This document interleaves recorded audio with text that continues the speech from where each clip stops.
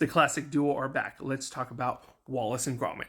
Vengeance Most Fowl. I've been a Wallace and Gromit fan ever since I was little. I've enjoyed all the shorts. I've enjoyed Curse of the Were-Rabbit. I've even enjoyed the spin-off movies and shorts, the Shaun the Sheep stuff. And I'm an even bigger fan of Aardman animation. I think they just have a sense of charm and wonder and just this like British wit that no other studio or film franchise ever gives up. You can tell their craftsmanship by just how much detail and effort they put into their films. It's put with a lot of care, and it's a art style that is usually really hard to replicate, and they have a very specific style that really works. Vengeance Most Fowl is a direct sequel to The Wrong Trousers, which is one of my favorite, if not my favorite, Wallace and Gromit short. And it's a movie that is wonderfully funny. It's wonderfully charming, just like anything else that you would expect from Aardman and the duo of Wallace and Gromit. It has a nice, tight runtime that doesn't overstay its welcome. You're invested into the world, and it goes at a very brisk pace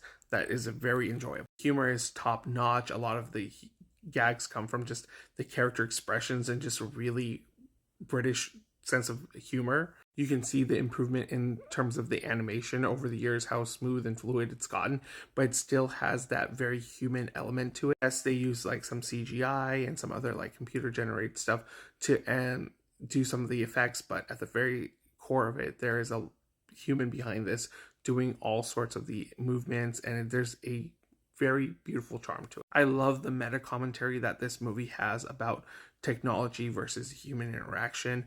It's subtly thrown in there, well, not very subtly, but it's thrown in there very intelligently. As you can see, Wallace has become so reliant on tech and that he tends to neglect Gromit in terms of just giving them affection, attention that he required. Wallace has completely automated his life, and it feels like something that's very relevant in this world, that everybody's automated their lives. They just want things to be easier, and we kind of forget that human interaction. But it does tell you the importance of balancing that.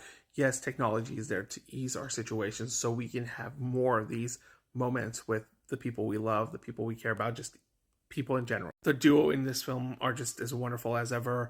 I really love Feathers McGaw. I think he's a great villain.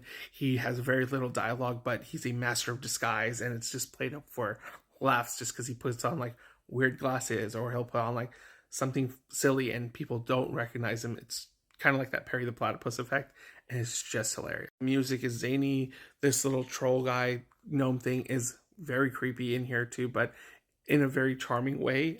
Again, the best way to describe this movie is just charm. There's just a sense of wonder while you're watching it. You're like having a smile on your face the whole time.